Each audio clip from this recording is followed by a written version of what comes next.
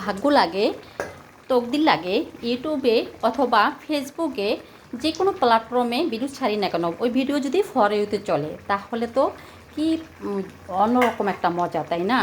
আমার ভিডিও কেন ফর ইউতে আসতেছে না জানি না, আমার ভিডিও কি ভালো হইতেছে না, দর্শক কেন পছন্দ করে না, লাইক কমেন্ট করে না জানি না। যারা এই তো আস্তে আস্তেই হবে, আমি নিজেকে বলে দিয়েছি।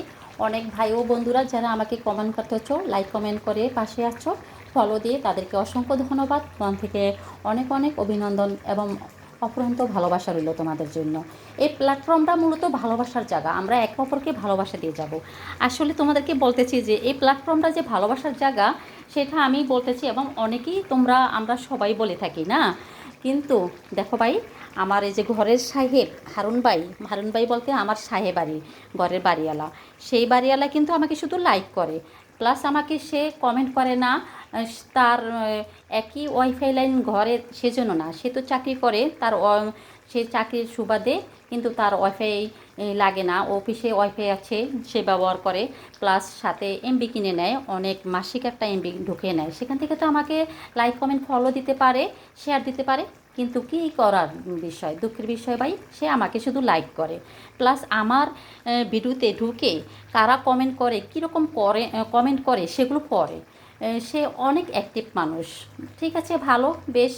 আমার বন্ধুরা কিন্তু ভালো ভালোই কমেন্ট করে, এতে আমার কোনো সমস্যা নেই।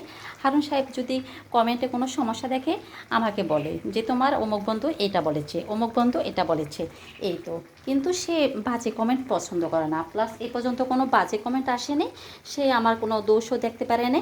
আর যেহেতু বাজে কমেন্ট যদিও ঢুকে যায়, সে অনেক মাইন্ড আলা মানুষ, যে এরকম প্ল্যাটফর্মে যারা বাজে ধরনের কমেন্ট করবে তাদেরকে তুমি ব্লক করে দাও, অথবা প্ল্যাটফর্মে থাকার দরকার নাই। প্লিজ, আমি চাচ্ছি আমি তোমাদের সাথে আগাতে, আমি চাচ্ছি আমি তোমাদের সাথে একতা হয়ে ফেসবুকে থাকতে। আমার ফেসবুক ভাই ও বন্ধুরা, তোমরা যেখান থেকে আমার এই ভিডিওটা দেখছো, আমাকে ফলো করে লাইক কমেন্ট করে ভালোবেসে ভালো ভালো কমেন্ট করবা। আর যারা আমাকে দেখো নাই এখনও, নতুন আসছো, তারা আমার প্ল্যাটফর্মে, এবং তোমাদেরকে আমি অভিনন্দন এবং স্বাগত জানাই। আসলে আমার ইচ্ছে আমিও যে প্ল্যাটফর্মে কিছু একটা কাজ করি, এবং সময় বাসার কাজের ফাঁকে ফাঁকে যে কাজগুলো করব, সেই কাজগুলোর জন্য আমি তুলে ধরতে পারি। আর যারা আমার ভিডিও দেখে ভালো মনে করো, তারা তো পাশে আছোই। আর অনেক ভাই বোন বন্ধুরা দেখতেছি অনেক বাধা ব্যস্ত হইতেছে, যে ফ্যামিলি থেকে আসলে টাইম টু টাইম ফ্যামিলির সবাইকে খানা দিতে হবে, এই খানার ব্যাপারে অলসতা করা যাবে না, সংসারে কাজ সম্পূর্ণ ওকে করে তারপরে এই প্ল্যাটফর্মে কাজ করতে হবে।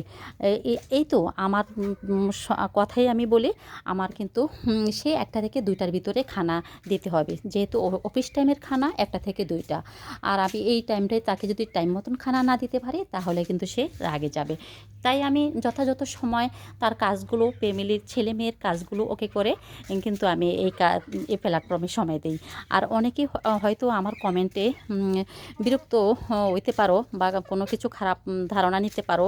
যদি আমার কোনো যথাক্রমে কোনো রকমে মনের অজান্তে ভুল কমেন্ট দিয়ে থাকি বা ভুল কথা বলে থাকি, ক্ষমা দৃষ্টিতে দেখবা আমাকে, সরি আমি বলছি। তবে আমি বলতে চাই, আজকের এই দিনে প্ল্যাটফর্মে যারা আমরা আসছি, তোমরা তো অনেক বড় বড় ব্লগার, আসলে ব্লগার বড় বড় ভাই ও বন্ধুরা আমাদেরকে তেমন সাপোর্ট করে না। আমরা যারা ছোট ব্লগার আছি, তারাই একতা হয়ে কাজ করব, একসাথে আগাবো, এটাই আমার ধারণা। তবে বন্ধুরা, তোমাদের মাঝে আমি একটা সুখবর দিতে আছি। আজকে কিন্তু এসএসসি পরীক্ষার রেজাল্ট দিয়েছে, ওই রেজাল্টে আমার মেয়ে ভালো একটা রেজাল্ট করেছে ইনশাআল্লাহ। আমি আল্লাহর রহমতে অনেক যেটুকুই পড়াশোনা করেছি ওর ভিতরে কিন্তু রেজাল্টটা এসেছে। ও 4.56 এরকম পয়েন্ট পেয়েছে, আশা করছিলাম এ প্লাস আসবে। যাই হোক, আলহামদুলিল্লাহ, তকদিরে যা আছে তাই। তবে যারা খারাপ রেজাল্ট করেছো, তোমরা মন খারাপ করো না, আবার চেষ্টা করবা। আর অভিভাবকদেরকে বলতেছি, তোমাদের বাচ্চাদেরকে আবার সুযোগ দিবা, নতুন করে সুন্দর করে পড়াশোনা যেন করতে পারে, কারণ তোমারই বাচ্চা কার সাথে হারছে, কোথায় গেছে, নষ্ট হয়ে যাবে। ওদিকে বকাবকি না করে ছেলেকে আদর যত্ন করে আবার সুযোগ দাও। সবাই ভালো থাকো। আমার কথাটি যদি ভালো লাগে, লাইক কমেন্ট করে ফলো দিয়ে পাশে থাকতে পারো বন্ধু হিসাবে। আল্লাহ হাফেজ।